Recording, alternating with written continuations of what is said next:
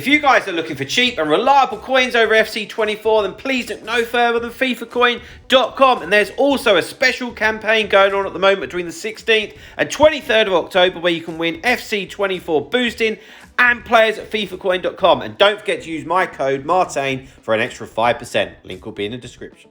Hi guys, Martain88 here and welcome back to another EAFC 24 video, another custom tactics video here on the channel. Today we're having a look at the 4-1-4-1. Now I think that these types of formations have been getting more and more attention recently, and I think that people are just looking to experiment a bit more and actually starting to understand that other formations are viable, that 4-3-3s, 4-5-1, lots of different ones. You know, some of the five at the backs that don't have to be wrap formations. So yeah, 4-1-4-1 fits into that mold as well. So without further ado, let's get into it and let's see how it works. So tactics to start off with. Personally, I think it's way more about the player instructions, but needless, let's have a look at the tactics. So defensive style balanced. I'm going to say this all the time.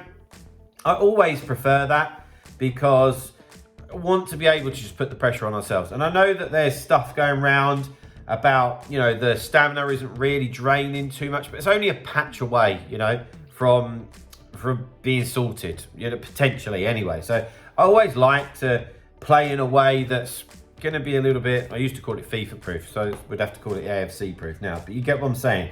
Defensive width 40. Still want to stay nice and narrow, nice and compact, be hard to beat. Defensive depth, just stay at 50, needless to say. Build up play, balanced. For me, that's always just what I prefer, and it rarely changes. And the reason is just I want variation, I do. Like, if you've got long ball turned on, then that's kind of what you're pinned into doing. Same with fast build up. I do like the thought of fast build up, but as you get slightly up the ladder, like, you need to be a bit more controlled and have a bit more variation. So that's why I have it unbalanced. Chance creation, direct passing, I feel like that's the one that just make sure players make the best movement, basically. Offensive width 50, players in the box 7, corners and free kicks both on 2 each. Right, player instructions. This is where it gets a little bit more interesting. I think this is what makes a formation. Before we do that, guys, just want to remind you about my online coaching that I'm offering. I'm not going to lie, the response from you lot has been crazy. I'm actually nearing the point of being fully booked. But if you are looking to improve your rivals or your foot champs, then I've got a couple of slots left for the week. And please get in touch and I can tell you how it works, that type of thing, and we can set up a plan for you to get better. So here we go. 2 centre backs, stay back while attacking, shock horror. Okay. So the full backs. Now, this can change depending on how good you are, to be honest. So the way that this formation works, and I'm going to do this a little bit different to what I'd normally do. Let's go straight up to the wingers. So the wingers have come back on defence, okay? So we're going to be defending really compact, basically 10 men behind the ball and then the striker, so really difficult to break down. But then from an attacking point of view, we've got get into the box with crosses, which means that as soon as we win the ball, they're going to start running forward. But their runs are going to be, obviously, getting in behind, but towards the striker, so the striker has a lot more support. Think like 4-3-2-1, that kind of style, okay? Now, of course, what that does is terrific. It means that our striker isn't isolated and he has a lot of support. However, it means that then the formation doesn't have a lot of width, which is where the fullbacks come into play. So for me, this depends on how good you are. So I'm really very good at triggering runs with my fullbacks, or my fullbacks just taking the ball forward on their own.